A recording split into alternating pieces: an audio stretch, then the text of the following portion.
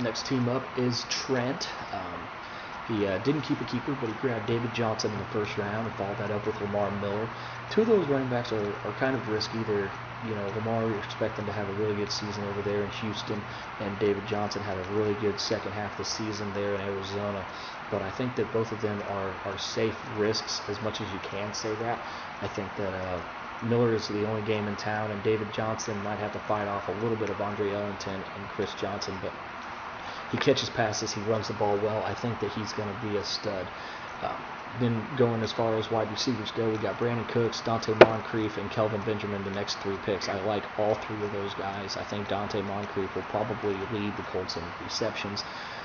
Maybe not yardage with how T.Y. gets, big chunks, but Brandon Cooks is a guy that, has been really good since he came into the league, and I think he's just going to continue that trend. And Kelvin Benjamin, coming off the ACL tear, he's such a big target. I mean, they're going to get him the ball. And then you took the flyer on Josh Gordon. I don't mind the Josh Gordon pick. I think it was a little bit high taking him in the 6th round.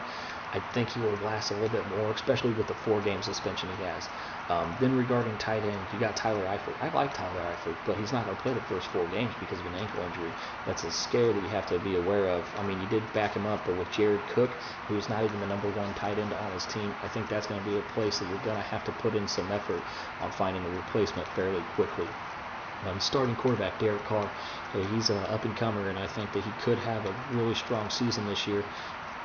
Barring everything else, I think that he's got the options there. He's got the running game, he's got a great defense, and he's got the wide receivers to catch the ball for him, and Amari Cooper and Crabtree, and even Clive Walford if you want to throw him in there. I think that is one of the better picks as far as upside goes. I think he could be really beneficial.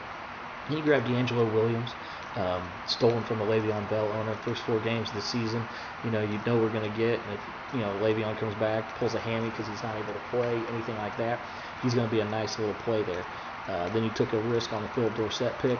I don't like the 2 Colts on the same team, but I get why you're doing it. Your team name is the Indianapolis Colts, but he could have a little bit of a breakout season, but I don't think he's ever going to surpass what Moncrief would get you safety-wise on a week-to-week basis. Pierre Garçon is another wide receiver that, he does well, but he just never gets drafted very high. But he's consistent. He's going to be like a 4th or 5th wide receiver for you, which is what you drafted him as. So I think that that's a great benefit.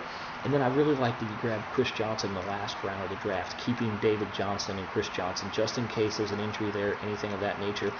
All in all, man, this is probably one of the better drafts you've had. The only thing that I don't like is the Tyler Eifert with a weak tight end backup there, just because of the injury's sake, and that's going to hurt you a little bit. But there's still time before the season starts to even pick somebody up and get somebody as a plug and play. But as far as this team goes, I think it's got strong running game, strong wide receivers, and if Derek Carr can play well, you're going to be a tough team. I'm going to give this team an A-.